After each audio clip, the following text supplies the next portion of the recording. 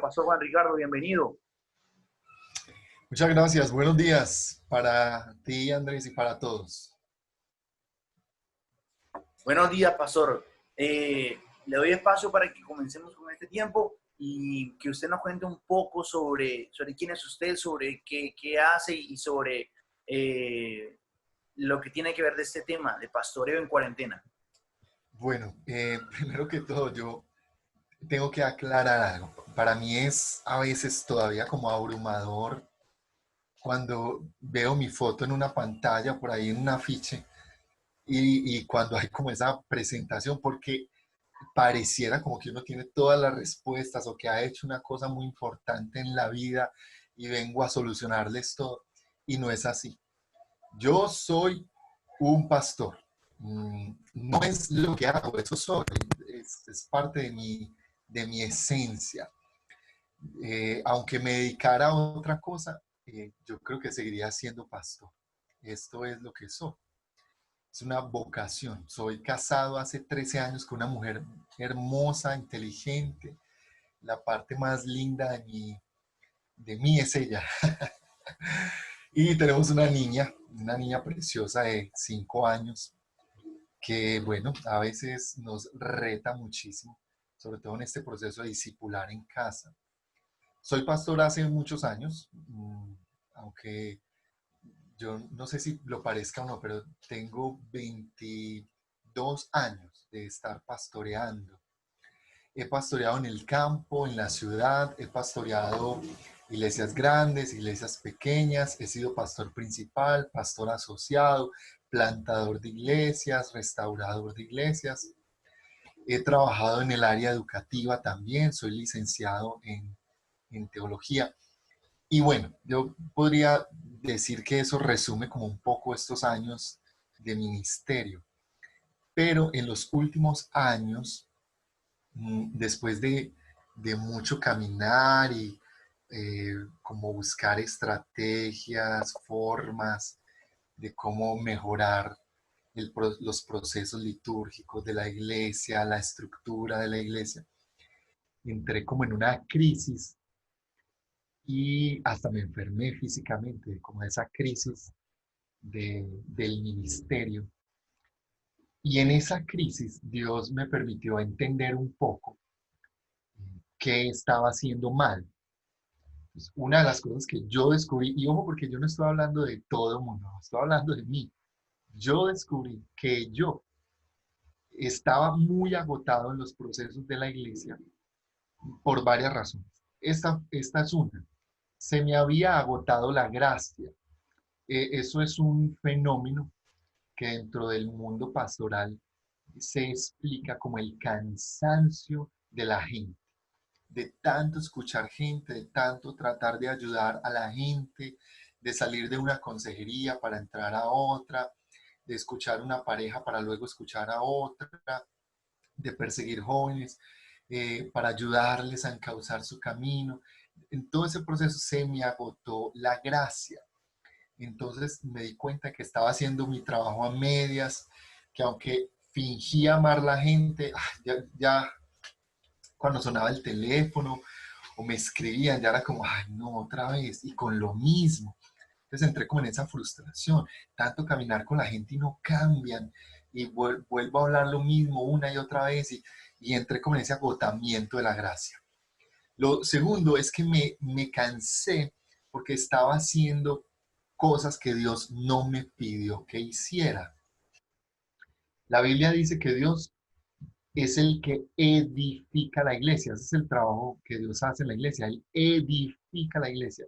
Pero yo me eché al hombro ese trabajo, el de edificar la iglesia. Y claro, yo no fui hecho para eso, para edificar la iglesia. Entonces eso también me agotó. Entonces tuve que hacer una pausa. Yo hice una pausa de 6 meses. Cuando la hice, todos me dijeron que era una locura, porque entonces renuncié a todo lo que tenía, a la iglesia, a todos mis empleos administrativos y todo lo que yo hacía. Para ese momento como que hacía muchas cosas. Yo hice una pausa Y la gente me decía, ¿y de qué vas a vivir? Y por 6 meses viví de unos poquitos ahorros y Dios haciendo milagros. Y durante 6 meses no hice absolutamente nada. Ahí descubrí otra cosa, y es que yo no sabía descansar. Descansar como que me llenaba de culpa. No estar haciendo cosas para edificar la iglesia me hacía sentir culpable. Pero en ese periodo de receso, ese sabático, esos 6 meses, redescubrí cosas de mí, descubrí cosas nuevas de la iglesia y conocí aspectos nuevos del Señor en mi vida. Una de esas cosas que entendí tiene que ver con lo que hago hoy. Entonces yo dejé mi ciudad, la ciudad de mi comodidad, donde desarrollé mi ministerio por más de 20 años, que esa ciudad es Medellín. Yo salí de Medellín para comenzar algo nuevo en una ciudad que se llama Pereira. Claro, lo que vine a hacer a Pereira lo probé en Medellín durante algo más de un año. ¿Qué empecé a hacer? Bueno, primero empecé a entender qué es discipular. Y discipular no es otra cosa que mentorear. Ahora, un mentor es distinto a un coach y es distinto a un maestro. O sea, una cosa es enseñarle a la gente. Yo hacía eso mucho a través de la predicación. Otra cosa es hacer coaching. Yo lo hacía mucho a través del liderazgo, pero otra cosa es mentorear, y mentorear es la cosa a la que Dios nos llama, que eso es discipular. Entonces un mentor es alguien que es capaz de caminar con otro de la mano y, como dice la escritura, llevarlo en un proceso hasta la medida y estatura de Cristo. Eso era muy complicado para mí porque eso demanda mucho tiempo, mucha energía. Entonces, para poder hacer ese proceso de mentoreo, tuve que renunciar al esquema de iglesia que yo tuve por muchos años. El esquema de iglesia que yo tenía es el esquema que la mayoría conoce. La gente va a un templo, yo predico y la gente llena el templo, y mucho de lo que hacemos como iglesia tiene que ver con el templo. Cómo mejorar el templo, cómo ampliar el templo, cómo llenar el templo. Si conoces a alguien nuevo, tráelo al templo. Si no viniste al templo es porque estás mal. Si no has venido más de 3 fines de semana al templo, entonces tú estás en pecado. Esa era como la concepción que yo tenía del templo. Entonces me desgastaba mucho. Entonces, para poder iniciar esto nuevo, tuve que renunciar a esa concepción y adoptar la cosmovisión de iglesia bíblica. ¿Cuál era la visión o la cosmovisión bíblica de iglesia? Un grupo de personas reunidos en casas. La iglesia primitiva creció así. La iglesia primitiva no tenía templos. De hecho, la idea de templo, el concepto que nosotros tenemos de templo hoy en día, es una herencia que nos dejó un señor que se llamaba Constantino, que fue un emperador romano que adoptó el cristianismo. Algunos dicen que de verdad, otros dicen que como estrategia para acabar con los cristianos. Y él encerró al cristianismo en sus templos, que antes fueron templos paganos. Pero la iglesia primitiva no creció en templos, creció en casas. Esa es la razón por la que hay tantas copias o manuscritos del Nuevo Testamento, porque ellos escribían cartas a una familia que era como las familias principales de la iglesia, se reunían en un lugar, pero esas familias a su vez sacaban copia de lo que habían leído y lo leían en sus pequeños grupos, que a su vez escribían lo que habían oído de lo que le leyeron y sacaban copia para leerlos en sus otros grupos. Y esto era toda una red de iglesias en casas. Y en el Nuevo Testamento, en Hechos, aún en las cartas apostólicas, eso se ve y se descubre y cobra como otro sentido incluso la Biblia cuando uno la entiende ese contexto que estaban viviendo. Entonces yo tuve que adoptar este modelo. Yo dije, bueno, si yo voy a arrancar a discipular, no puedo a discipular grandes masas y no puedo enfocarme en poner un aviso en un garaje y llenar el garaje. Tengo que hacer algo primero y es discipular. Entonces, ¿cómo hacerlo? El Evangelio de Mateo, capítulo 28, tiene ese pasaje famosísimo que nosotros conocemos como la Gran Comisión. Entonces aquí hay una explicación breve de cómo hacerlo.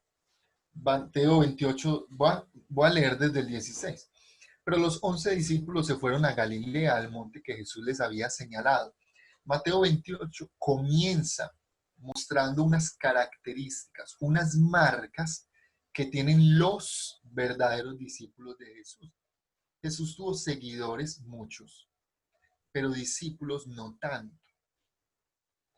Y aquí aparecen esas marcas. Entonces, pero los 11 discípulos se fueron a Galilea, al monte. Noten que el versículo 16 comienza con un pero.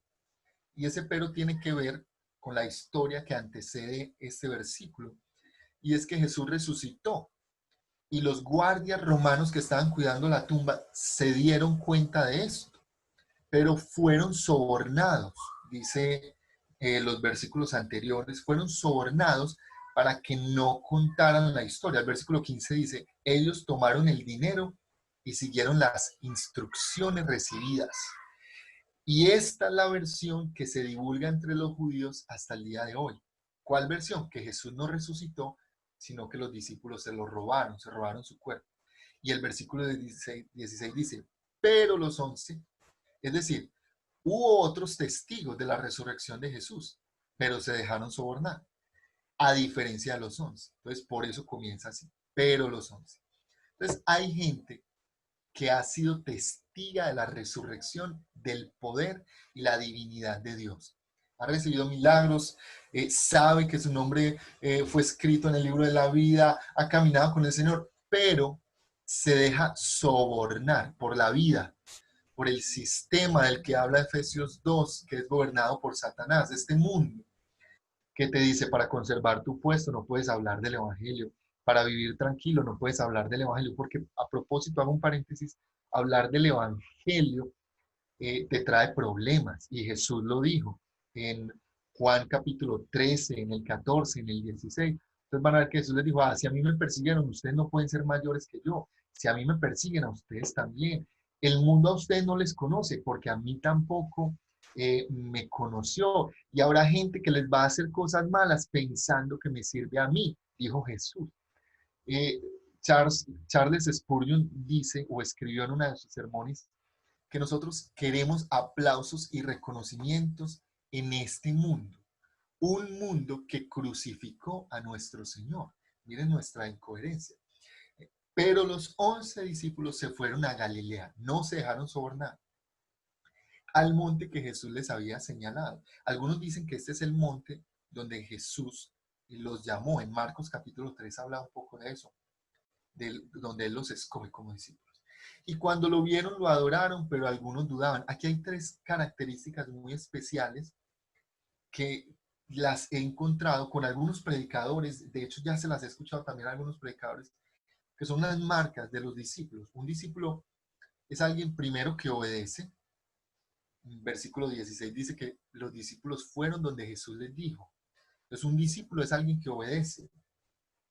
Luego dice que cuando lo vieron lo adoraron. Un discípulo es alguien que adora a Dios.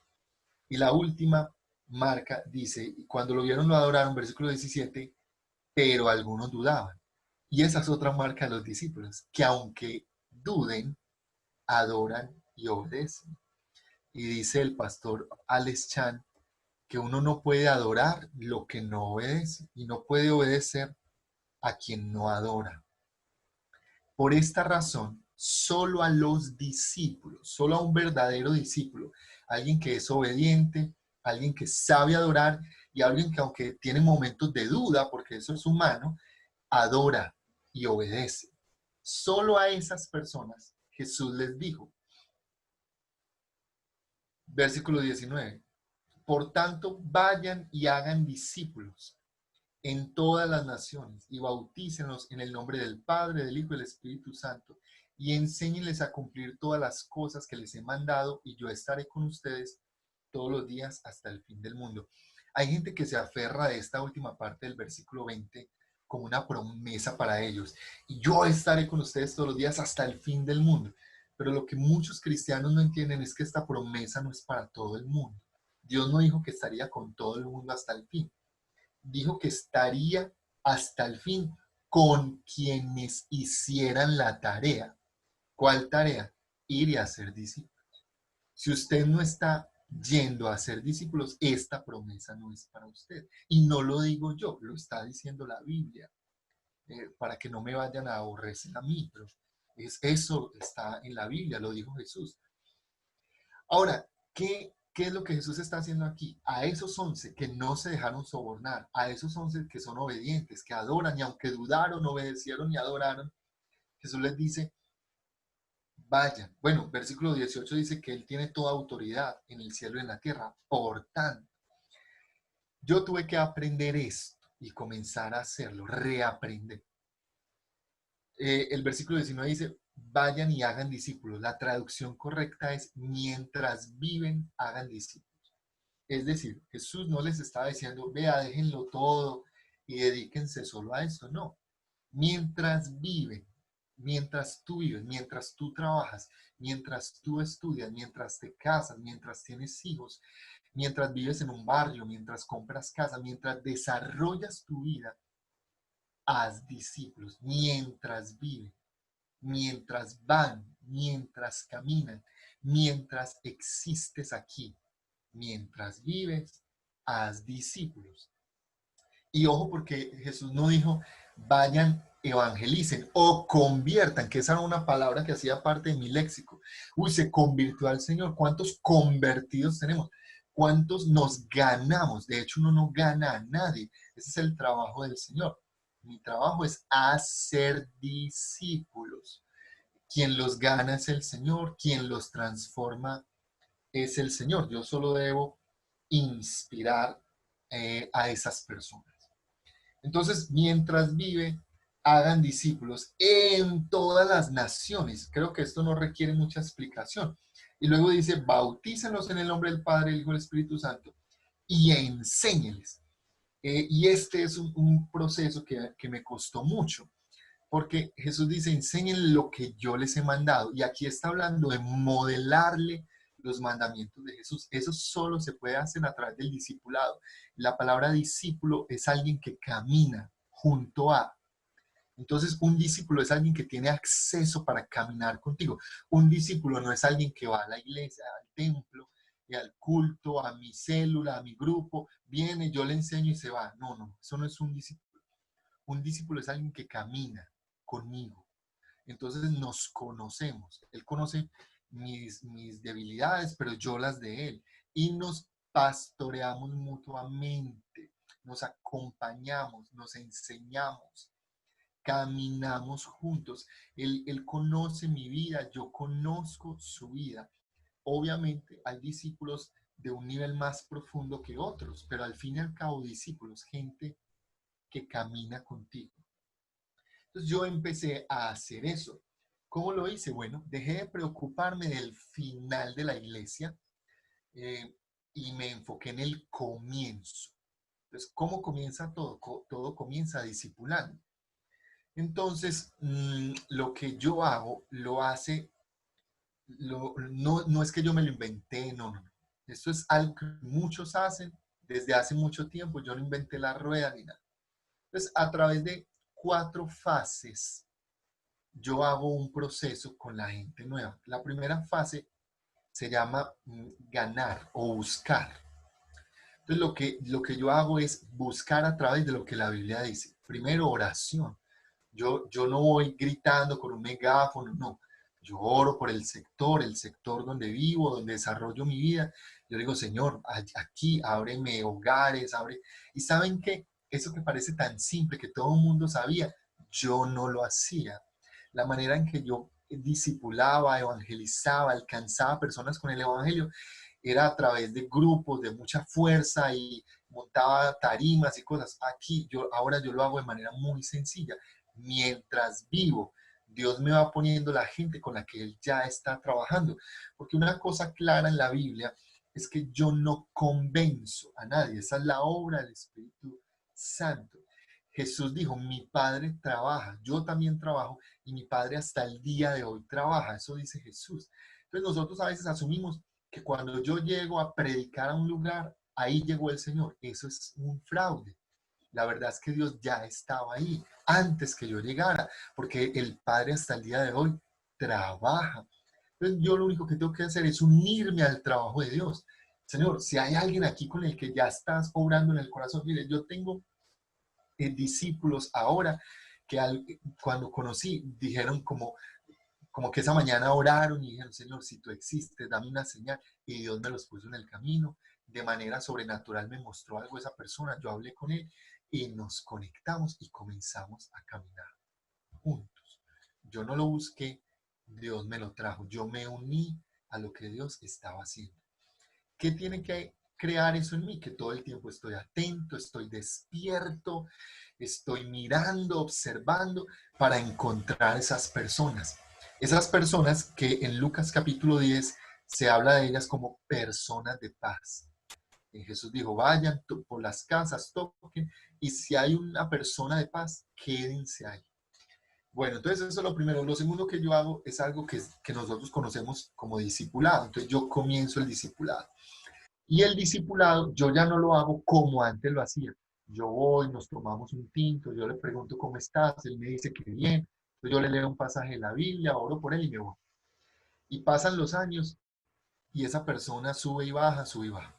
Lo que yo comencé fue a construir un plan de ascenso. Y esta es la diferencia entre el coaching, ser maestro y ser mentor. Entonces yo llego a esa persona nueva y le pregunto, ¿cómo yo te ayudo? ¿Qué te gustaría que yo pudiera hacer por ti? Y la gente me dice, me gustaría adelgazar, comer mejor, mejorar mis finanzas, conocer más de la Biblia. Y entonces yo empiezo a armar un plan con esa persona para que en un año crezcamos y nos evaluamos. Entonces cada vez que yo me reúno con esa persona, yo no le pregunto, ¿cómo estás? ¿Estás bien? No. Hablamos de las metas que nos pusimos. Hey, tú y yo habíamos hecho un plan para orar tanto tiempo a la semana, ¿cómo te fue? Ah, lo logré. Ah, no lo logré. No lo lograste porque... Y en el incumplimiento de las metas, yo descubro cosas en el corazón de la gente. Dios me permite eso. Entonces, no pudiste, ¿por qué? Porque eres tan indisciplinado. Ah, es que se queda viendo televisión hasta tarde. Ah, es que está teniendo problemas en su matrimonio y eso lo distrae, lo pone mal. Ah, es en las conversaciones del por qué no cumplen sus metas, descubrimos cosas que están en el corazón. Entonces ahí yo ya sé cómo acompañar, cómo mentorear a esa persona a través de procesos obviamente bíblicos. Y así cuando nos reunimos esa persona, después de un año, nos reunimos, vemos y yo veo el crecimiento. ¿Y te acordás cuando empezamos todo este proceso? Mira, estabas aquí, querías esto, aprendiste a manejar las finanzas como la Biblia dice, aprendiste a comer como la Biblia dice, aprendiste a orar como la Biblia dice, aprendiste. Mira, ayer me reuní con una pareja que la ganamos, bueno, la ganamos no, la encontramos, un tesoro que el Señor nos permitió encontrar hace como 6 semanas.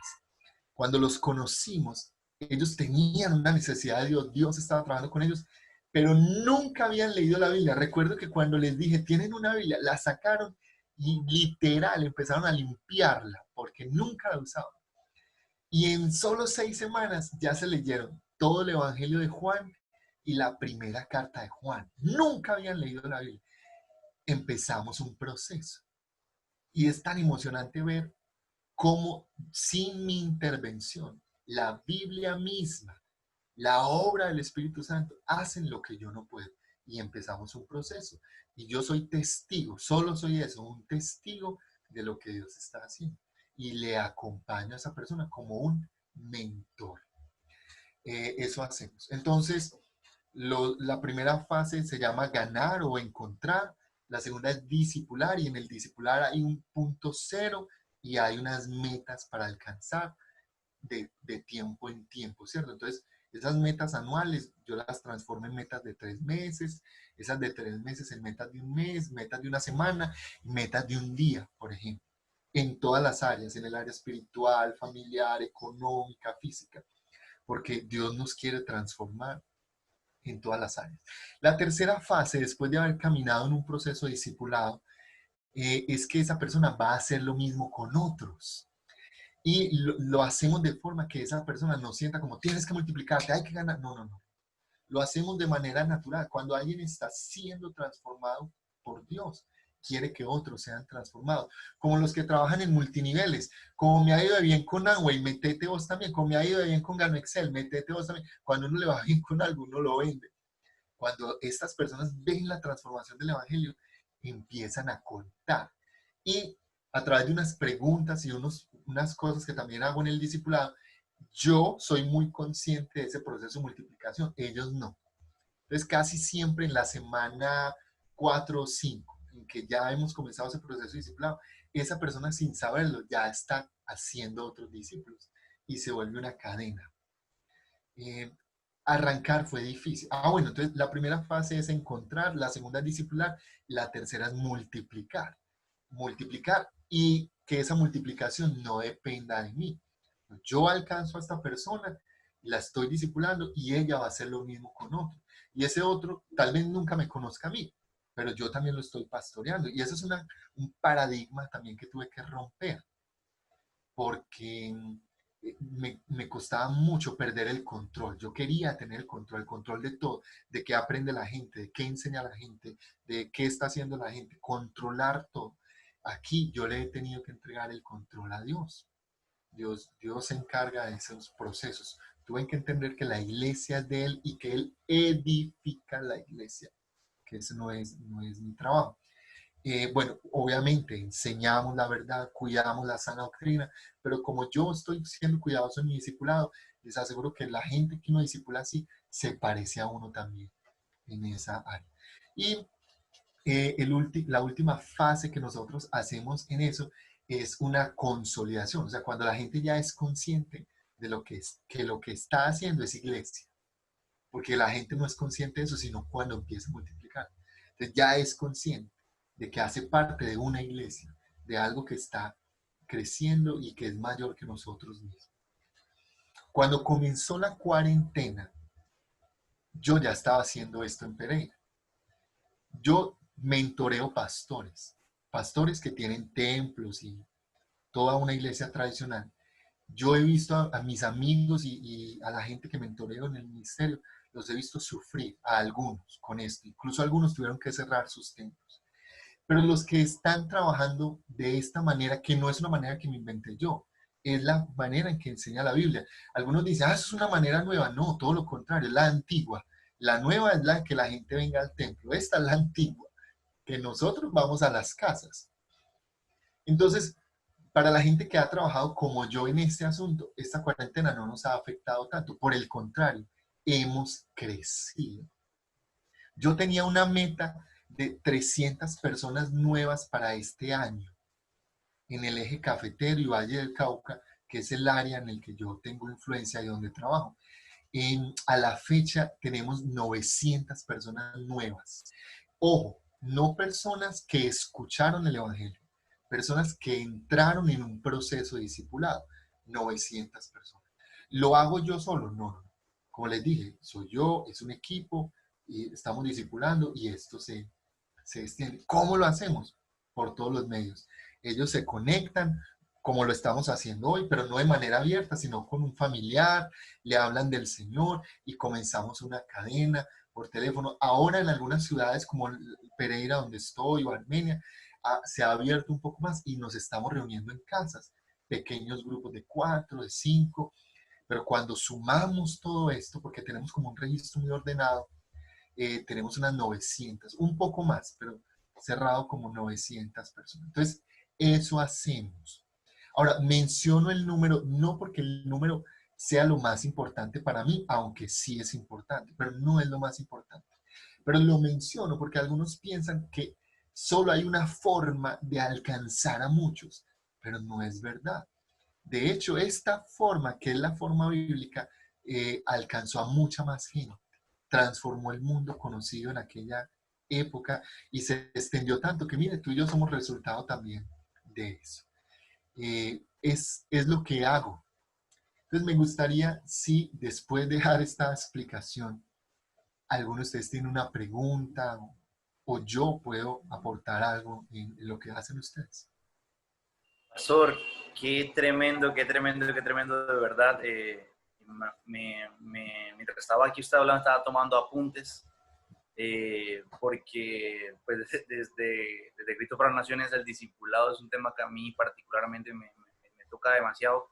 Precisamente me tocó en primer semestre con Wilson Gutiérrez, pero Pastor, lo menciono porque, tal como nosotros conversamos, pongo un poquito de contexto a las personas que estamos aquí reunidos para que eso también nos permita retroalimentar las preguntas, porque también voy a hacer una pregunta ahora.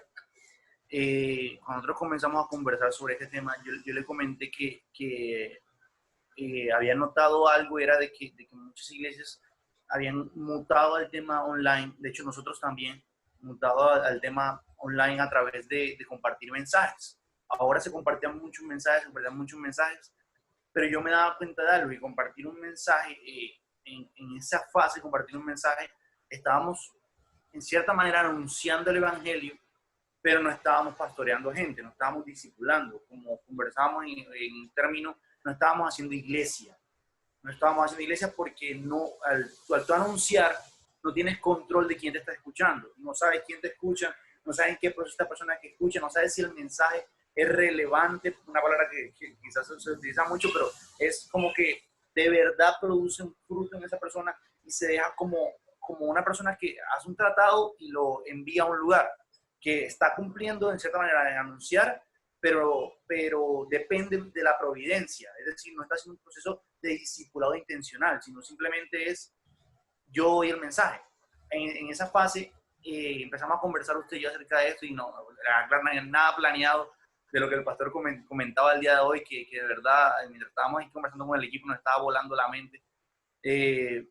Yo quería preguntarle algo, pastor, en relación a todo eso, porque tal como usted dice, hay un paradigma que se ha establecido mucho, al menos, por ejemplo, una vez yo conversaba con un pastor de nuestra misión que estaba iniciando una iglesia nueva y le preguntaba cómo hacía. Entonces él decía, bueno, el nombre de nuestra iglesia, decía, en esta región tiene mucho nombre, la gente sabe cuál es esa iglesia.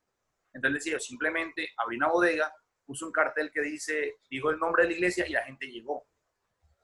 Eso en un tiempo podría funcionar, digamos, en cierta manera, si lo medimos en la cantidad de gente que llega a un auditorio. Pero el día de hoy no funciona. El día de hoy decir yo hago parte de esta red no garantiza un discipulado, de hecho. Y también quizás, esto probablemente llevará después a que hagamos muchos estudios acerca de esto. Quizás esto también nos revela lo que es que la cantidad de gente que va a un auditorio no implica necesariamente pastoreo, no implica necesariamente discipulado, no implica necesariamente que haya iglesia, implica nada más que tu mensaje está llegando a cierta cantidad de gente, pero no implica necesariamente que haya iglesia, que haya pastoreo. Y una frase que usted decía era que ustedes están haciendo, aunque a pesar de que el control específico de qué les enseña a la gente, usted no lo lleva, y ha aprendido a depender de Dios en cuanto a eso, que a mí me parece maravilloso, me parece algo muy, muy coherente con lo que era la iglesia, que cuando Pablo tenía que corregir algo, mandaba una carta, decía, ay, oh, que están haciendo esto no está bien, pero era a través de eso, no había un control esquematizado de eso. Pero, pero sí veo en la iglesia primitiva, al menos, ¿cómo decir? No, quizás no la palabra control, pero sí lo que usted decía, un registro, una verificación de saber quiénes son la iglesia, saber quiénes son de nosotros y quiénes no son de nosotros. No como un tema de discriminación, sino como un tema de saber qué estamos trabajando, quiénes son esas personas de paz. Y usted nos decía que a través de ese registro se están poniendo a saber quiénes al día de hoy están siendo pastoreados de una u otra manera. ¿Cierto? Yo quisiera saber a paso cómo hacen este registro, es decir, estas personas que ya están en la fase de multiplicar, de pastorear a otras personas, y han pasado a una fase de discipulado, ¿cómo se lleva este registro? Y una segunda pregunta sería también, ¿cómo sabe cuál es el parámetro? Es decir, ¿cuál es la meta que se pone para saber de que una persona está lista para multiplicar? Listo.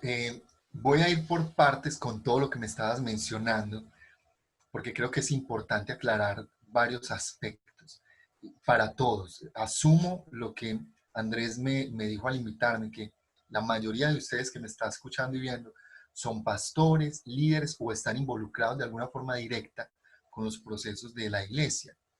Entonces, primero, predicar es muy importante.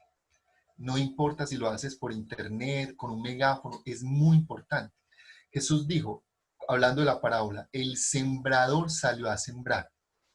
Yo no sé dónde va a caer la semilla, pero yo tiro la semilla. Entonces, no importa si tú estás predicando por Facebook, hazlo, es valioso.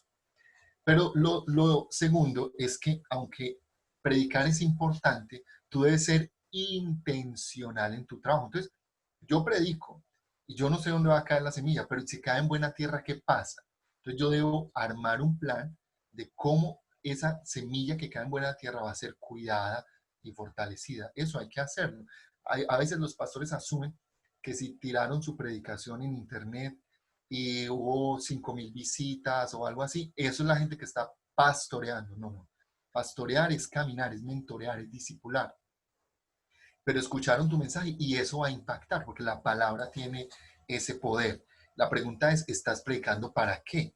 Entonces, si tú estás predicando para hacer discípulos, debes hacerlo intencionalmente. Tiene que haber un detrás de todo eso. Número uno. Número dos, hablando de cómo la gente abre iglesia. Hay varias formas de abrir iglesia.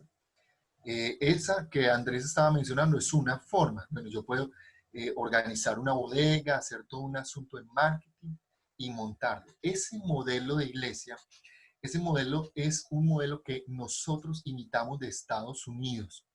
Ese modelo comenzó en los años 1950, más o menos. Comenzaron algunos evangelistas norteamericanos a recorrer el país con unas carpas de circo y a hacer predicaciones y veían milagros, que fue un tiempo de avivamiento muy especial en Estados Unidos. Y cuando trataron de consolidar esas iglesias, esto la mayoría de la gente en Sudamérica no lo sabe, pero es una realidad histórica. Lo que hizo la iglesia en los años 50 y 60 en Estados Unidos fue tomar el modelo de marketing de algo muy novedoso en esa época, que eran los centros comerciales. Entonces, ¿qué hizo la iglesia? El mismo proceso. ¿Qué hace un centro comercial? Hace un estudio de mercado de la zona donde quiere construir el centro comercial. Mira cuáles son las necesidades, el tipo de población. Y cuando levanta el centro comercial, trata de suplir o cumplir las cosas que esa comunidad necesita para hacerse atractivo. La iglesia hizo lo mismo, por eso ustedes van a encontrar muchos libros norteamericanos de marketing de la iglesia, el mercado de la iglesia, cómo vender la iglesia, y en serio se llaman así. Ahora, yo no estoy diciendo que eso esté mal, no, estoy diciendo que ese es un tipo de iglesia. ¿Quieren plantar iglesia así? Así se puede. Solo hay que pensarlo como un centro comercial. ¿Qué hace un centro comercial? Te ofrece lo que necesitas. Te cuidamos el carro, te lo lavamos, te cuidamos los niños mientras tú comes sin cocinar, te entretenemos en un cine, te sientas en una silla cómoda, tienes aire acondicionado, déjanos tu dinero y vuelve dentro de 8 días y cuéntale a tus amigos. Muchas iglesias funcionan así. Entonces, todo el dinero que se pide es para mejorar el ambiente, aire acondicionado, mejores sillas. ¿Para qué? Para que vuelvan dentro de 8 días, no dejes más dinero y traigas a tus amigos. Ese modelo es el modelo de los centros comerciales. Así comenzó. Y funciona, sí, funciona. Y hay gente que conoce al Señor así. Sí, yo soy uno. Yo conocí al Señor en una iglesia así. Eso no quiere decir que no funcione, sí funciona. Pero que si lo vamos a hacer, que entiendas que de dónde viene. Eso no fue un invento de la iglesia ni una idea del Señor. Es una idea de mercadeo comercial. Bueno, la otra forma es no abrir iglesia. Porque, ojo, yo puedo abrir una iglesia, como les acabo de mencionar. Pero la Biblia no dice que uno abre iglesias. Las iglesias no se abren. Las iglesias nacen. ¿Por qué? Porque las iglesias son un milagro. Son un milagro del Señor. Entonces, yo puedo abrir iglesia o ver nacer una iglesia. ¿Cómo se ve nacer una iglesia? A través del discipulado. Yo estoy en un lugar. Ustedes lo van a ver con el apóstol Pablo en sus viajes. Pablo llegaba a una ciudad y predicaba. Con la gente que recibía el mensaje comenzaba la iglesia. ¿Por qué? Porque una persona de paz te conecta con otras personas de paz. Ustedes lo van a ver con la mujer samaritana. Jesús le predicó a la mujer samaritana, inmediatamente ya fue sobre la gente que tenía influencia, los hombres. Habló con los hombres de la ciudad, vinieron y algunos, dice, creyeron en Jesús. Otros no, pero creyeron en Jesús, los que tenían que creer. Con Pablo cuando llegó donde Lidia, ella trajo a la familia, a algunos amigos y creyeron en el Señor. Con Pedro cuando llegó donde, se me olvida el nombre, Hechos capítulo 10, Dios lo conecta con Cornelio. Y dice que cuando Pedro llegó donde Cornelio, Cornelio tenía reunida a la familia y a los empleados y a algunos amigos. Y ahí predicó. De una vez comenzó gente a llegar, porque una persona de paz te trae otras personas de paz, cuando es Dios el que está haciendo el trabajo, ¿cierto? Y comienzo a ver el nacimiento de la iglesia. Las iglesias no se abren, las iglesias nacen. ¿Cómo se sostiene una iglesia que uno abre? A través de lo que le ofrece, ¿cierto? Entonces la gente no lee la Biblia porque el pastor se mató toda la semana para leer la Biblia, enseñarte la resumida, vete a tu casa tranquilo, vuelve dentro de 8 días. Pero cuando ven a hacer la iglesia, la gente lee la Biblia. Lo tercero que me estaba preguntando Andrés, entonces, ¿cómo llevamos ese registro? Lo que hacemos es que volvemos esto como una cadena, un movimiento. Entonces, yo tengo un discípulo. Cuando ese discípulo ya está discipulando a otros, él me cuenta. ¿Por qué me cuenta? Porque cada vez que yo le enseño, yo le hago una pregunta. Mire, esta es la pregunta de la multiplicación, lo más sencillo del mundo. Yo le enseño a él algo y le pregunto, ¿a quién te gustaría enseñarle esto que aprendiste hoy? Y eso resuelve dos cosas. Uno, la multiplicación, y dos, lo que se enseña. Jesús dijo, vayan y hagan discípulos y enseñen lo que yo les he enseñado. Un discípulo que va a enseñar lo que usted le enseñó. Y yo ponía muchos límites en eso. Usted no puede abrir un grupo de discipulado hasta que haga sexto nivel, hasta que se bautice y se rebautice. No, yo tengo gente que después de mi segundo discipulado, ya ellos están reuniendo gente y contando. ¿Y qué están contando? Lo que yo ya le enseñé. Pero es que él todavía no sabe qué es la Trinidad, pero sabe lo que yo le enseñé, que Jesús es Dios y que murió en la cruz por él. Eso va a enseñar. Solo, él no va a enseñar otra cosa porque no sabe. Entonces yo le pregunto, ¿a quién le vas a enseñar? Y él me va a decir, a fulano, yo escribo el nombre. Y dentro de 8 días le pregunto, ¿le enseñaste a fulano? No, pero le enseñé a Perano, yo escribo. Y yo voy llevando un proceso. Cuando yo ya entro a consolidar, que es la tercera fase, yo a él le pregunto, ¿tú has seguido, has notado este proceso que has hecho con fulano? Sí, sí, ¿cómo lo ves? Y empezamos a armar una cadena. Este está discipulando a este. ¿En qué va? Le estoy enseñando tal cosa. Y este está enseñándole a otro qué, tal cosa. Entonces yo termino sabiendo quién comenzó, quién está debajo de él, quién está un multinivel. Yo no sé si algunos de ustedes sabían esto, pero Amway, que es la red de mercadeo más grande que hay en el mundo, creció, se construyó con fundamentos de Hechos de los Apóstoles. Entonces, para algunos esto es como, ay, eso es como un multinivel. No, ese multinivel es como la iglesia primitiva. Así era la iglesia primitiva. Uno sabía quién estaba con quién. Y todo eso yo lo hago a través de un sistema. Entonces nosotros metemos todo esto en un sistema, la información, y hacemos un seguimiento de quién es responsable de qué, De cuando en cuando nos reunimos todos por zonas, hacemos bautismos comunitarios, tomamos la Santa Cena. Eso hacemos, así llevamos ese proceso. Pastor, muchas gracias. Aquí tenemos otra pregunta. Julio nos pregunta algo, dice, ¿cómo sé, pues si la persona se ha resistido, yo he empezado este proceso con ella y se ha resistido un poco, ¿qué debo hacer? Yo la ampliaría también con un poco, pastor, si me lo permite. ¿Cómo saber de que hasta cuándo debo insistir en esta persona o cuándo puedo saber también en el texto de Lucas de que no es una persona de paz y simplemente limpiarme los pies? Es decir, ¿cuándo sé que debo insistir y cuándo sé que no? La, la respuesta está ahí mismo en la Biblia, en Lucas 10. Jesús dijo, vayan, toquen la puerta. Si alguien le responde, quédense ahí. Si no le responde, sacúdase los zapatos y vaya a otro lugar. Entonces, ¿cuánto yo debo insistir? No, yo no debo insistir. Ahora, ¿eso quiere decir que esa persona se va a perder? No, porque tal vez contigo no camina, pero con otros sí.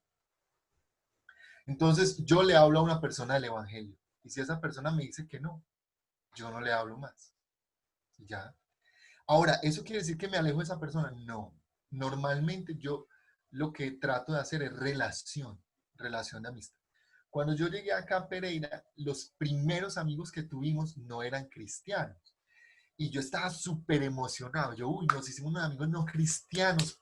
Y yo más asustado porque de cero hay que hablarles del Señor. Y yo oraba por él y tanta. Cuando comencé a hablarle del Señor, ellos parecían muy receptivos. Hasta que un día el esposo, el hombre de la familia, me dijo así abiertamente, mira, yo no creo en la Biblia y yo no quiero que me hable más de eso. Usted me cae bien, pero no hablemos de eso. Yo no le he vuelto a hablar de la Biblia, pero seguimos siendo amigos. ¿Qué estoy haciendo yo? Modelándole la Biblia. Algún día él me hablará, o si ha de ser, le hablará a otro y a ese otro sí le creerá. Pero yo estoy ahí, que él sepa que si tiene un problema, yo estoy ahí, que puede orar por él, que aquí hay un hombre que cree en Dios, pero yo ya no lo estoy persiguiendo. Entonces, ¿hasta cuándo uno camina con una persona? Yo diría que uno debe ponerse una meta. Yo voy a insistir a esa persona tanto tiempo, voy a tratar de enseñarle eso. Si dice que no, yo no debo permitir que esa persona robe mi fuerza y mi tiempo, que puede ser invertido en una verdadera persona de paz, que va a conocer ya, que va a aceptar ya. Entonces, esa es mi recomendación. Háganse en un plan, y cuando se cumpla ese plan o esa fecha, suelten. Si no se convirtió, si no entregó su vida al Señor, ahí suelten y vayan a otra parte. Lo otro que puede pasar es que las personas de paz, o mejor, las personas son como puertas. A veces yo abro esa puerta y creo que ya, esa es la persona, pero no. Lo que pasa es que esa persona es una puerta para llegar a otra, que tal vez tampoco sea, pero será otra puerta para llegar a otra que tal vez sí sea. Entonces, a veces ese vecino me presentó a la mamá. Él me dijo que no, pero me presentó a la mamá y la mamá me dijo que sí. Pero después de un tiempo la mamá abandonó. No. Y me descubrí que no. Pero la hija sí. Y se volvió mi discípula. Las personas son puertas que me permiten ir más profundo, conocer más gente, hasta encontrar esos tesoros del Señor. Gracias, pastor. Acá también por privado me hicieron una pregunta que me permito comentársela. Es, ¿qué hago si la persona a la cual estoy discipulando no es afín conmigo? Yo creo que puede verse de dos maneras. Uno, si espontáneamente, así como se dice, en el caminar, en el encontrarse a alguien que lo quieres discipular, pero te das cuenta que no es afín contigo, que esa persona quizá no tienen muchas cosas en común, o quizás no hay, como dicen una persona, feeling entre ustedes, o dos, incluso en el caso en el cual la iglesia está como, sí, como organizada en ese sentido, y te asignan una persona, y sabes que tienes la responsabilidad de discipular a esa persona, pero esa persona no tiene afinidad contigo. ¿Qué debes hacer en ese momento? La respuesta está en Marcos capítulo 3, versículo 13. Yo entiendo porque yo he estado en esa situación. Y como les dije, yo he sido pastor de iglesias grandes y pequeñas. Y en iglesias grandes, muchas veces yo cogía personas y le decía a un líder, vea, estos son sus discípulos. Y el tipo ni los conocía, es más, hasta se caían mal, pero ya él era el líder y esos sus discípulos. Eso es un error. Yo debo permitir que la gente disipule a quien quiere. Entonces, Marcos capítulo 3, 13 dice que Jesús escogió a 12 que él quiso. O sea, él quiso a esos 12. De todos los que pudo escoger, esos fueron los que él quiso. Entonces, estas son cosas que pasan. La primera, si Dios pone en tu camino a una persona para ser discipulada, seguro tú te vas a conectar. Si es Dios, hay conexión. Porque Dios no va a decir, no, pongámoselo a este, aunque se van a odiar. No. Dios te va a poner con alguien con el que vas a conectar. Si no, lo pondrá con otra persona. Lo segundo, a veces yo solo soy un puente para que esa persona conozca al que de verdad lo va a discipular. Entonces, a veces yo soy un puente y quien termina pastoreando o discipulándolo es mi esposa, no yo. O un discípulo mío, no yo. Termina él. En cualquiera de estos casos, esta es mi recomendación. Discipula a quien tú quieras. Es decir, alguien que tiene tu corazón, alguien con quien te conectas, con que hay conexión, empatía. Si no, tú no vas a poder discipular, va a ser forzado, es muy difícil. Entonces hay que estar lo suficientemente atentos, ser lo suficientemente humildes y sencillos para soltar, para remitir, para reconocer cuando no hay eso, porque puedo dañar a esa persona y dañarme yo también. Pastor, muchas gracias. Aquí también me acaban de hacer otra pregunta. Esto aplicaría también en el caso en que se esté pastoreando, por así decirlo, disciplinando a una persona que tenga una orientación sexual diferente. O, por ejemplo, también que lo pongo de otra manera, sabes que muchas veces en muchas iglesias se establece el parámetro de un discipulado homogéneo, es decir, hombre discipula hombre, mujer discipula mujer. Eh, no sé qué opinión personal le merece a usted, más bien, si un hombre podría disciplinar a una mujer o una mujer un hombre, y qué deberían hacer en ese momento, incluso también personas que tienen una orientación sexual diferente. Bueno, yo creo que ahí hay varios casos. Entonces, el primero es cuando yo, por alguna razón, tengo que discipular a una mujer. Yo creo que eso no debería pasar. Si estás o haces parte de un equipo, yo soy de los que creo que hombres deben discipular hombres y mujeres mujeres, o en pareja, o sea, con mi esposa. Si yo voy a discipular a una mujer, siempre con mi esposa. ¿Por qué? Por cuidar el nombre, la imagen, la iglesia y el nombre de Cristo. Yo debo cuidarme en eso. Pero también sé que hay casos donde es imposible, o sea, no hay otra forma. Yo he tenido amigos que pastorean en el monte, en el campo, en lugares de verdad, donde son la única luz y la poca sal que hay. No hay otra opción. Bueno, aquí tú debes entender. Hay una escena en Juan capítulo 4. Jesús se encuentra solo con una mujer bonita y promiscua.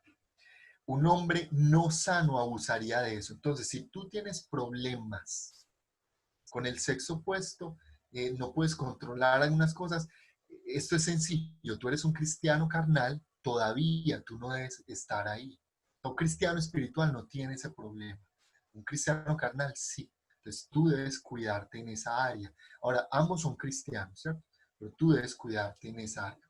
Entonces, hasta que no llegues a una madurez en el espíritu, tú no debes hacerlo, a menos de que no haya otra opción. Pero como les dije, mire, aquí uno ve el control de Dios. Dios no te va a poner algo que te va a dañar. Y tú debes ser muy atento a eso. Porque si hay algo que tú sientes que te va a dañar, no lo disfraces. No, es que yo voy a la casa de esa hermanita, ella vive sola, pero yo voy a predicar. No, si tú sabes que eso en el fondo no es así, entrega, suelta. Siempre hay otra posibilidad para hacerlo. Yo soy partidario de eso. Hombres con hombres, mujeres con mujeres, o si eres casado, en pareja. En el caso de estar pastoreando, discipulando, mentoreando a un homosexual o a una mujer lesbiana o a alguien que tiene otro problema así, otra orientación sexual, sería un peligro si para ti también eso es una debilidad. Es decir, si tú has tenido luchas con el homosexualismo, con el lesbianismo y encuentras una persona así, eso es una batalla para ti. Tú no debes ir solo a esa batalla. Es decir, no vayas nunca a discipular a esa persona solo, siempre con un testigo, alguien que te rodee. Porque la Biblia dice, sean precavidos, sean sensatos, no desconozcan las artimañas de Satanás. Él va a buscar esos espacios. Ahora, si tú no tienes esa debilidad o esa lucha, pero estás mentoreando a alguien que sí la tiene, una lucha homosexual o de cualquier otro tipo en esa área, si esa persona es la que tiene la lucha, pues ese es tu trabajo como mentor, caminar con esa persona para ayudarle. Ahora, yo he tenido discípulos con problemas de homosexualidad. ¿Yo qué hago? Modelarles masculinidad. Yo no estoy pensando, ay, ¿qué tal que se enamore de mí? Eso podría pasar, pero yo no estoy provocando eso. Y si pasara, mi trabajo es mentorear, porque él y yo vamos a saber que eso no es de Dios, que eso no es algo puro. Mi trabajo es guiarlo. Ahora, el problema con cualquier persona que tenga una orientación sexual diferente a la establecida por Dios es el mismo. Y Romanos capítulo 2 y 3 habla de ese problema. ¿Cuál es el problema de un homosexual, de una lesbiana? ¿Cuál es el problema? Que quitó a Dios del trono de su vida y se puso él mismo. Entonces todo lo que busca es adorarse y satisfacer su carne. Entonces, ¿cuál es mi trabajo como mentor? Enseñarle que debe bajarse del trono y sentar a Dios. Cuando esa persona cambia de Dios, cambia su conducta. Gracias, pastor. Diva nos tiene una pregunta. Es, ¿cómo sé cuánto tiempo debo discipular a una persona que es nueva?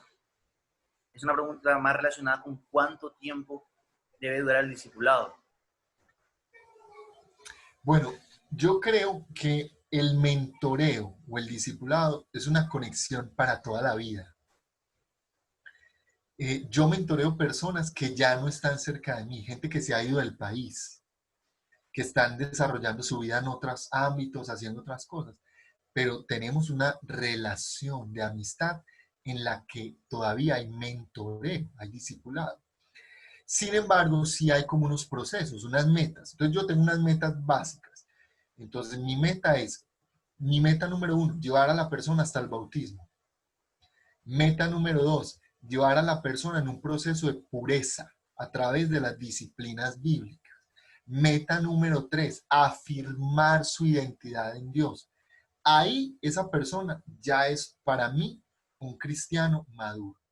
¿Cuánto tiempo me toma eso? Eso me puede tomar 1, 2, 3 años, dependiendo de la persona. Eso puede pasar. Cuando yo la suelto, yo no suelto nunca, ¿cierto? Porque yo estoy mentoreando. Antes yo soltaba, ¿por qué? Porque yo tenía la iglesia no era un cuerpo, sino una masa. Entonces no era un cuerpo que crece, sino una masa que se multiplica. Entonces yo soltaba gente para poder agarrar otra, para poder crecer. Yo ya no hago eso. Entonces si yo lo tomo, yo camino. ¿Hasta cuándo? Hasta que nos separemos. Porque la finalidad con un discípulo es enviarlo. Y cuando yo lo envío, pues otro toma su lugar de nuevo, pero siempre yo voy a tener una relación de mentoreo, ya no igual. Entonces, como les decía, yo tengo discípulos que ya no están aquí, pero una vez al mes nos llamamos, nos conectamos. Si ellos tienen un problema, acuden a mí, yo estoy pendiente de ellos. Pero hay gente con la que ya estoy más cerca, llevando el proceso que hice con ellos antes. ¿Hasta cuándo? Hasta que lo puedan guiar. Y yo voy a entender que Dios va a traer a mi vida discípulos con dos características distintas. Hay gente que como en una construcción va a ser un andamio, es decir, gente que va a estar contigo y te va a ayudar a edificar, pero luego tú lo puedes quitar y se va a ir a otra parte. Pero hay gente que Dios trae a tu vida que son columnas, es decir, siempre estarán ahí plantadas contigo. Entonces yo tengo que reconocer quién es andamio y quién es columna, a quién envío y a quién preparo para irse y quién preparo para estar conmigo siempre en lo que estamos construyendo. Pastor, quizá relacionado con esta pregunta, me acaban de transmitir una pregunta que es, ¿qué tan sano sería aplicar esa estrategia con una persona que es de otra iglesia, pero está apartada o está desanimada? Bueno, la Biblia dice que el que hace que uno así vuelva cubre multitud de pecados. Vean, hay que tener una cosa clara. La gente no nos pertenece. La gente le pertenece al Señor. Entonces yo no le pertenezco a una denominación que me selló como se sella el ganado. No, yo le pertenezco a Cristo que me selló con el Espíritu Santo. Entonces, si yo conozco a alguien que está apartado, mi deber es intentar que recapacite y vuelva al Señor, ¿cierto? Ahora, cuando esa persona vuelva al Señor, podrá decidir, vuelvo a mi congregación donde antes estaba o me quedo contigo en esta nueva congregación. Eso es decisión de la persona. Ahora, hay unos elementos de ética que sí se manejan, porque yo también he estado en esa situación. Entonces, si yo conozco el líder o el antiguo líder de esa persona o el antiguo pastor de esa persona, yo puedo contarle, pastor, yo soy amigo, oye, amigo, mira, yo soy amigo de fulano que se apartó, yo voy a estar orando por él y tal, quiero que sepas eso. Yo no le estoy pidiendo permiso, le estoy comunicando, ¿cierto? Y al final, quien toma decisiones, porque esto no es pelear por gente, por clientes. Ay, te me robaste un cliente. No, ¿qué tal?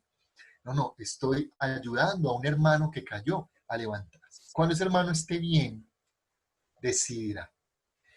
El segundo aspecto en este sentido, en esta situación, es que yo debo entender que hay gente que ha sido herida, lastimada y abusada en las iglesias, que se ha apartado del Señor y se ha enojado con Dios, pensando que la iglesia y Dios son responsables de su situación. Si yo tengo el poder para intervenir en eso y hacer que esa persona se reconcilie con el Señor, yo habré hecho la obra que el Señor demandó que hiciéramos en el ministerio de la reconciliación. Yo lo habré hecho. Si encuentras un caso así, yo no puedo forzar a esa persona, porque ¿cómo la voy a forzar a volver a una iglesia donde lo mataron? No puedo hacerlo. Y a veces hacemos eso. Yo hablaba con un pastor, él se llama Andrés Arango, menciono su nombre claramente, él es un pastor muy conocido en Colombia, es pastor en Cali. Y yo le hice esta pregunta: si pudieras volver a empezar, él tiene una de esas que nosotros llamamos mega iglesias, si pudieras volver a empezar, ¿qué harías? ¿Saben qué me dijo él? Él me dijo: lo haría más lento, porque en mi afán de que la iglesia creciera, quemé y dañé gente que yo amaba. Entonces, a veces nosotros hacemos eso. Por el afán de perseguir crecimiento y masas, dañamos gente buena. Y hay gente buena así que fue quemada, que necesita que alguien vaya, los abrace, le diga: ay, tu vida me importa. Andrés, alguien está preguntando que si puedo repetir los pasos que yo llevo en el discipulado. Te lo Claro que sí, repito. pastor. Primera meta es que se bautice. La segunda meta es que esa persona comience un camino de pureza a través de las disciplinas bíblicas, es decir, oración, lectura de la palabra, ayuno y comunión, lo que algunos llaman el congregarse. Yo lo llamo comunión, porque algunos de mis discípulos se congregan en grupos de 4 y 5 personas, entonces, pero tiene comunión. Entonces, que viva a través de esas disciplinas su purificación, su pureza. Y el último paso es que él haga lo mismo, ¿cierto? Que se establezca para hacer lo mismo, que ya es como enviar.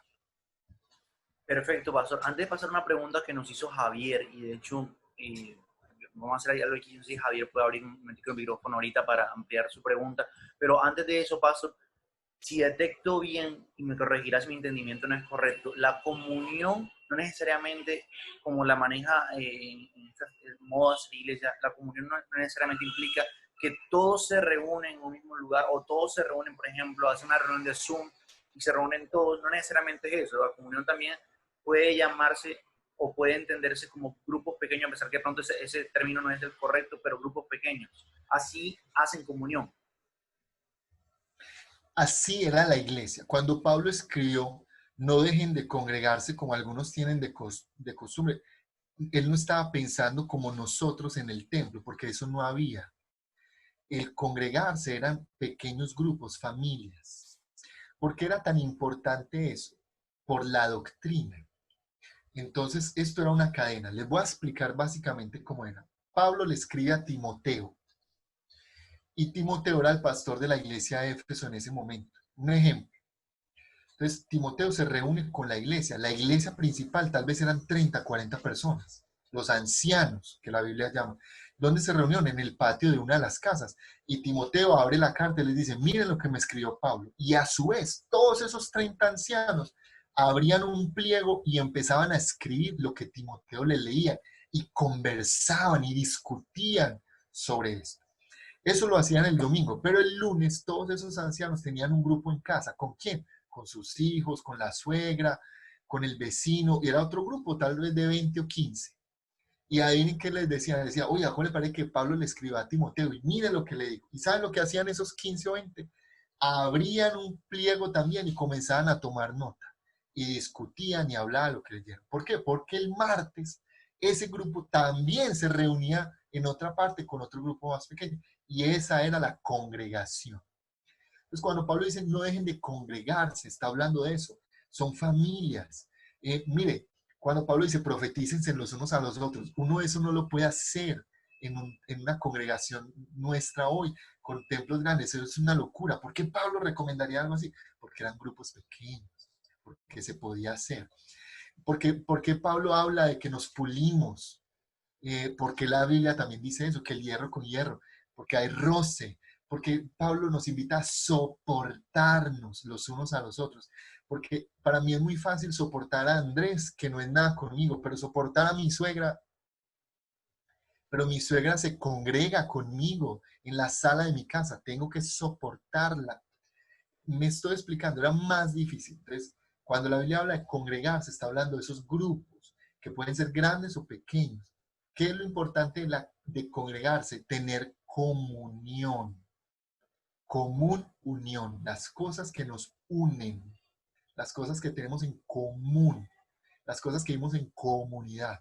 Eso es lo que es importante. Entonces, muy chévere lo que estamos haciendo. Aquí estamos teniendo algún tipo de comunión, pero es muy importante que tú también te reúnas con gente que te va a forzar a purificar, que va a moldear tu carácter y que va a intervenir en tu vida. Y eso uno lo hace con la gente que camina en el día a día en la vida cristiana, la familia, los pastores, es importante esos grupos. Hay gente que va al culto a una iglesia, digamos, de 100, de 200 personas y no tuvo comunión. Fue al templo y no tuvo comunión, porque llegó tarde, no saludó a nadie, se sentó solo y se fue antes de que cualquiera le hablara. Pero fui a la iglesia, chuleado. No, no, no. Es tener comunión. Eso es lo importante del congregarse. Pastor, muchas gracias. Ahora sí, comparto la pregunta de Javier. Javier nos preguntaba eh, cómo hace en el caso en el cual tiene un discípulo con el cual ya desarrolló una amistad, lleva mucho tiempo, para que esa familiaridad en la relación no estropee el proceso de mentoreo, el proceso de discipulado. ¿Por qué lo estropearía? Todo lo contrario, lo haría más efectivo. Porque en el mentoreo uno termina siendo amigo. Si uno no es amigo de un discípulo, no es un discípulo.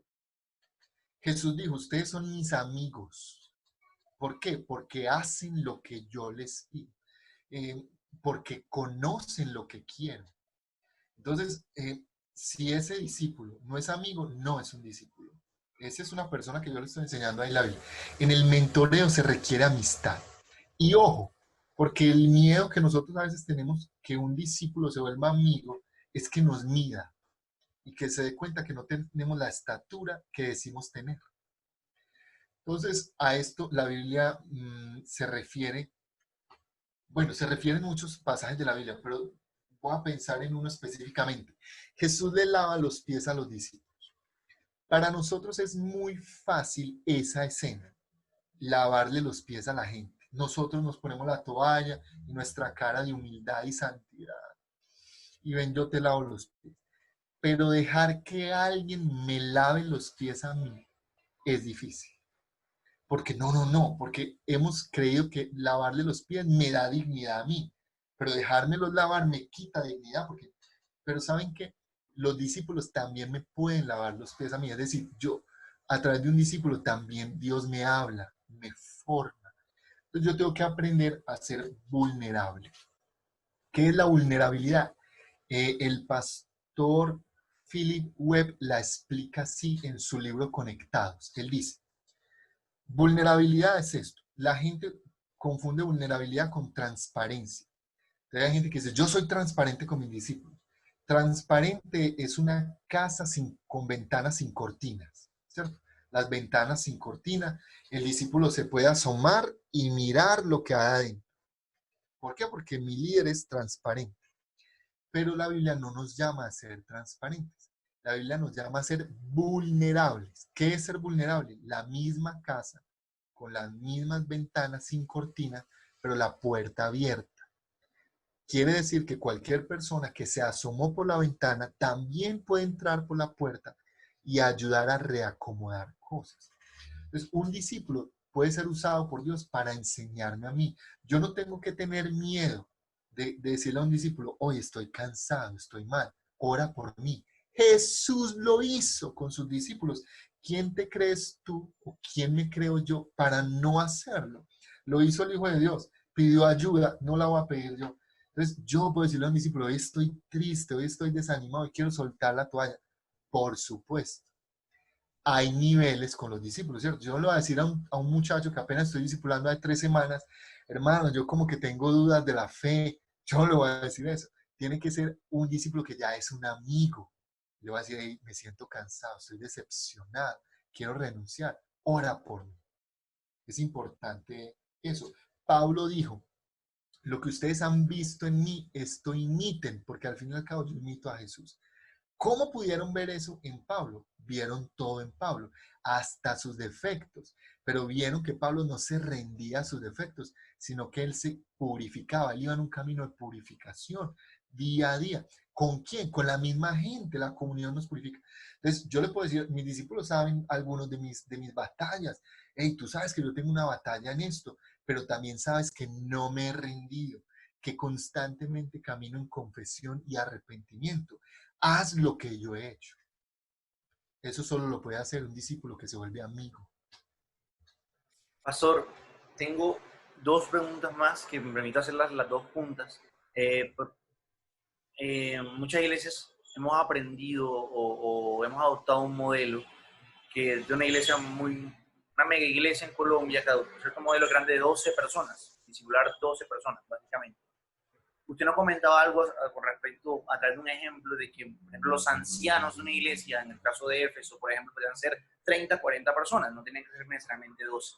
Ahora, mi pregunta es como si usted fuese Timoteo y también es aplicándolo a usted. Usted tiene su grupo de ancianos, que imagino que son las personas a las cuales le dedico más tiempo, ya pastoreo de una manera distinta a los con los que ando normalmente. Es decir, son personas que son las columnas de la iglesia y son las que posteriormente también generan comunión con otras personas. Mi pregunta es, uno, ¿cuál siente que es la capacidad? Es decir, no quiero verlo como número, pero igual voy a plasmar los números. ¿Cuántas personas puedo discipular así que son los ancianos? Que puedo ejercer un buen pastoreo. ¿Cuánto es el límite? Podría ser el límite de pastorear personas. Es decir, mi capacidad me da para 4 o 5 personas, o 6 personas, o 12 personas, o 40 personas. Segunda pregunta, ¿cómo es la comunión con estos ancianos? Es decir, imagino que la enseñanza para estos ancianos o la forma en la reunión con estos ancianos es distinta a como sería un servicio o una reunión con alguien que está comenzando. ¿Qué le enseño a ese anciano? Si nos establecemos metas para saber cuando una persona puede, más bien, está firme en el Evangelio, ¿cómo ejerzo la discipulado con este anciano? ¿Le enseño a discipular? ¿Le enseño o vuelvo a temas del Evangelio? Es decir, en la parte de la comunión grupal. Me refiero a la comunión grupal, no a la comunión uno a uno. Esas son las dos preguntas que tengo, pastor. Bueno, antes de responder te voy a aclarar esto. La Iglesia Carismática Internacional no creó, no inventó el sistema de 12. Primero, Jesús fue quien lo estableció. Segundo, en la historia ya hubo otros pastores que lo hicieron. De hecho, John Wesley revolucionó Inglaterra a través de unos grupos pequeños que no superaban el número 12. Se llamaban grupos de santidad, que eran células cerradas. Uno no podía llegar a un grupo de santidad sin ser invitado. Y si el grupo ya había alcanzado el número 12, no se recibía a nadie más. Había que abrir uno nuevo. Entonces, y revolucionó Inglaterra con grupos de santidad, sin templo, sin iglesia tradicional, grupos pequeños, por todo el país. Entonces, atribuimos el sistema G12 a una iglesia carismática colombiana, pero no. Ha funcionado en otros tiempos, de otras formas, con otros modelos, y Jesús, de hecho, lo hizo de manera revolucionaria con 12. Cierro ese paréntesis. Yo no creo que haya un número exacto. Yo creo que cada uno tiene como unas habilidades. Ahora, asumimos que el número perfecto para esto es 12 porque Jesús lo hizo. Y no solo Jesús lo hizo. Desde el Antiguo Testamento Dios estableció el pueblo de Israel a través de 12 tribus. Que eso tiene que ver mucho con el que Jesús haya llamado a 12. Porque este era el inicio de una nueva nación. Entonces, Israel se formó a través de 12 tribus, 12 familias, 12 hombres. Y ahora Jesús está levantando una nueva nación a través de 12 hombres. Entonces el número era toda la simbología que un judío entendería muy bien, nosotros no. Entonces yo no podía decir que el número 12 es mágico o es la clave, porque yo no soy judío y para mí no significa tanto. Yo creo que hay una medida de una capacidad que Dios nos da a cada uno. Hay gente que tendrá capacidad de discipular 100, 50. Yo no llegaría a tanto. Mi número máximo para discipular sería 20. ¿Por qué? Porque ahí te respondo la última pregunta que hiciste. ¿Cómo se hace? ¿Qué hace uno? Yo tengo 2 reuniones con un discípulo, una en privado y una en comunión. Entonces, yo no tengo tiempo para más de 20 personas, para poderme reunir uno a uno en una semana, no, en una quincena. Yo no tengo tiempo. Entonces yo no puedo, pero hay gente que sí, tiene la habilidad y a través de la tecnología lo hacen y se conectan. Entonces, dependerá de ti. No creo que haya uno. Hay estudiosos de la eclesiología y del crecimiento que dicen que el número mágico es el 10, que 10 es el número mágico. La pregunta es, ¿con cuántos puedes tú hacer esto? Porque esto es lo que uno debe hacer con un discípulo. Caminar con un discípulo implica esto. Uno, reunirse a solas, estar cara a cara para pedir cuentas. Entonces, ¿con cuánta gente puedes hacer eso? Pedirle cuentas a solas. En ese pedir cuentas se arman planes de trabajo. Vamos a trabajar en esta área. En esa rendición de cuentas se hace confesión, se buscan procesos de arrepentimiento, de cambio. En ese uno a uno se corrige la doctrina y se enseña también. En ese uno a uno tenemos que tener tiempo de que tú veas cómo yo vivo y yo vea cómo tú vives. ¿Qué quiere decir eso? Que vamos a tener un momento donde tú vas a conocer mi familia, nos sentamos a comer con mi familia, pero también yo con la tuya, nos vamos conociendo. Y número 2, un proceso de comunión, donde ese discípulo se suma con otros, se mide con otros, se compara, se choca con otros, se pule con otros, y yo estoy ahí como un testigo y como un regulador también de esas escenas. ¿Qué hace uno en ese grupo? Da doctrina, enseña Biblia, enseñamos las doctrinas, corregimos los errores, hablamos de las luchas juntos, hablamos de las victorias y celebramos las victorias y oramos juntos, llevamos juntos en oración las cargas los unos de los otros y nos planteamos nuevas metas como iglesia, nos planteamos nuevas metas. Eso lo hacemos. ¿Cada cuánto yo lo hago? Una vez por semana.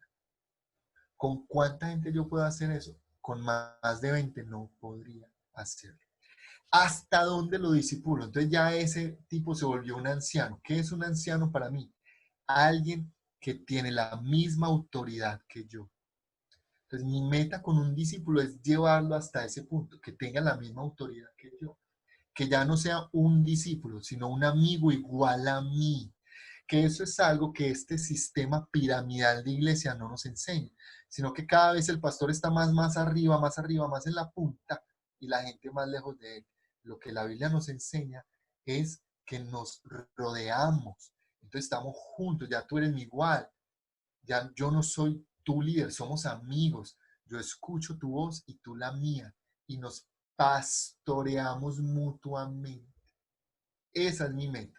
Cuando eso pase, seguramente ese discípulo ya tiene una red debajo de él, como yo tengo una red debajo de mí.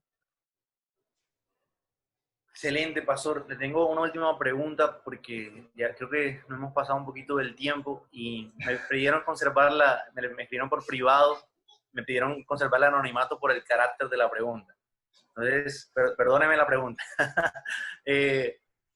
Pastor, nos preguntan bajo esa estrategia, ¿cómo se sostiene la iglesia? Básicamente yo lo entiendo es cómo se sostiene quien vive de eso. ¿Cómo me sostengo yo, el Sí, pastor? señor. Fantástica pregunta. Mire, primero, antes de seguir, les pido perdón. Yo sé que a veces me cuesta ser concreto en las respuestas, perdónenme. Yo sé que ya ustedes deben ir a preparar almuerzos o almorzar, pero voy a tratar de ser breve en esta respuesta. Mire, una de las cosas que nosotros hemos perdido, o yo, no voy a generalizar, yo había perdido con mi modelo de iglesia tradicional, del templo y tal, algo que yo había perdido era la fe. porque no hay fe entre quincena y quincena. Pues qué fe voy a tener yo si cada quincena me llega mi platica. Hay mucha gente que hoy dice tener fe, pero no la usa, porque tiene su vida en orden, asegurada. Lo segundo que yo había perdido, aparte de la fe, era la capacidad de creer en este área financiera. O sea, yo había perdido esa fe general, pero había perdido mi capacidad de fe o de creer en esa área específica financiera. Entonces, por eso yo tenía que manipular a la gente. Diezme, nada. O sea, yo le decía a la gente, tenga fe que Dios lo va a bendecir, pero yo no tenía fe para que Dios me bendijera. Lo que yo hacía era movilizar a la gente para que trajera el dinero. ¿Cómo sobrevivo yo aquí? Les voy a contar, es muy sencillo. En cada grupo yo predico el evangelio. Jesús se revela a los corazones. Cuando una persona de verdad tiene a Jesús en el corazón, aprende que Jesús es generoso. No porque yo se lo enseñe, sino porque la Biblia se lo enseña. Jesús es generoso.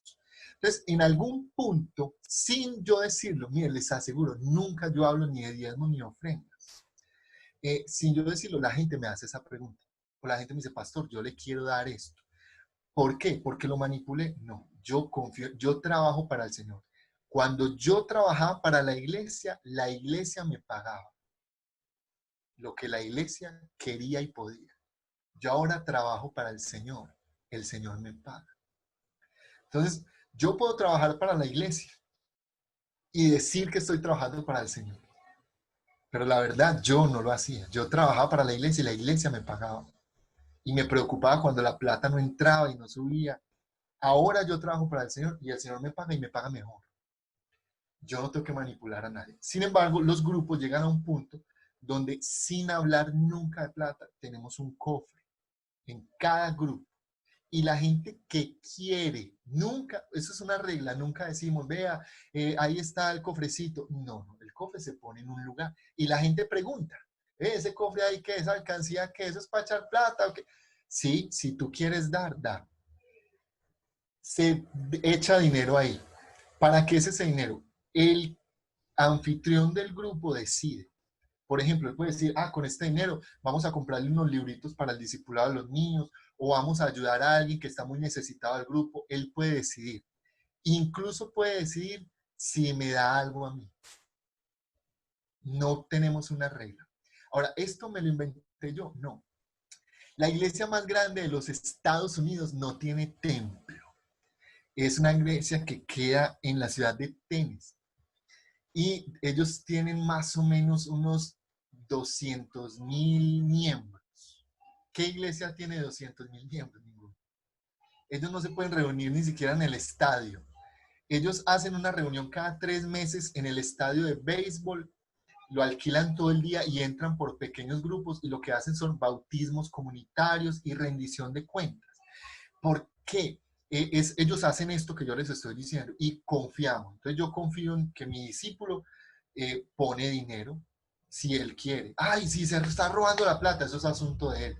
Yo no le enseñé eso, la Biblia no enseña eso.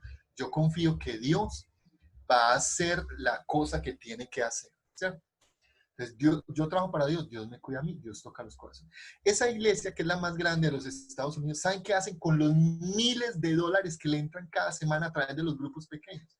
Como no tienen un templo que mantener, han construido los hospitales, los mejores hospitales de la ciudad, colegios pagados por la iglesia, mi salario, el salario del pastor, y esto se hizo con lo demás. Entonces, así vivo yo. A mí me sostiene el Señor. ¿Cómo? El Señor toca los corazones. Hay un hombre, un alemán, que se me escapa el nombre. Él construyó orfanatos y tuvo más o menos unos 100,000 niños. Y él pasó a la historia porque él nunca pidió ofrendas, ni diezmos, ni ayuda económica para sostener los orfanatos. La historia dice, él mismo dice en su biografía, que él decidió buscar en oración lo que otros buscaban en la gente. Él oraba y él dijo, si Dios no puede proveer a la obra que él me dijo que, que yo hiciera, entonces Dios no es Dios. Entonces, si Dios me pidió que hiciera eso, Él me va a proveer para eso. Porque esa es otra cosa. Dios no me provee a mí, Dios se provee para Él.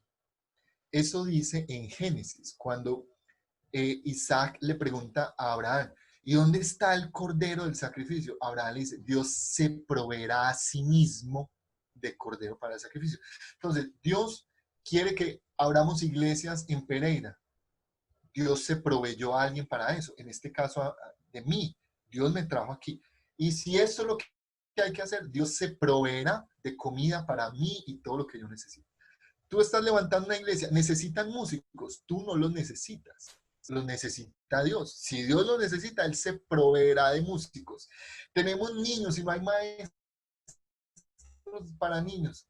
No son tus niños, está la iglesia del Señor. Dios se proveerá de maestros. Entonces hay que aprender a entregarle a Dios esas áreas, incluso lo financiero. Yo aprendí y Dios me cuida. A mí me llama gente que ni mentoreo ni pastoreo. Pastor, dame tu número de cuenta que te quiero poner. Antes me era muy ofensivo, yo decía, pero me era humillante porque yo estaba acostumbrado a cuidarme yo de mi trabajo. Entonces me cuidaba yo. Entonces yo llegué a preguntar a la gente, ¿usted por qué me va a poner plata? ¿A cuenta de qué? Ya no. Ya entiendo que Dios me cuida como Él quiere. La gente me dice, yo le quiero poner, hermano, muchas gracias, Dios te bendiga, te multiplique. Y eso golpea mi ego todo el tiempo, sí, pero nunca pido plata, nunca cobro, jamás exigimos diezmos, porque soy uno de esos dementes de la teología que no cree que el diezmo es actual. Creo en las ofrendas que son superiores al diezmo, pero no por manipulación, sino por revelación. Yo soy uno de esos. Entonces, yo soy testimonio, Dios me cuida, yo mes a mes pago arriendo, como, visto, le echo gasolina al carro, viajo, cuido a mi hija, cuido a mi esposa, porque Dios se provee así, cuidándome a mí. Pastor, muchísimas gracias. Creo que es una forma tremenda de poder finalizar esta charla. Amigos, le damos las gracias a todos los que pudieron estar el día de hoy, gracias a todos los que han hecho preguntas, gracias a todos los que han ayudado a generar conocimiento acerca de esto, aprovechar este tiempo especial que tenemos aquí en el Pastor Juan Ricardo Castrillón. Él es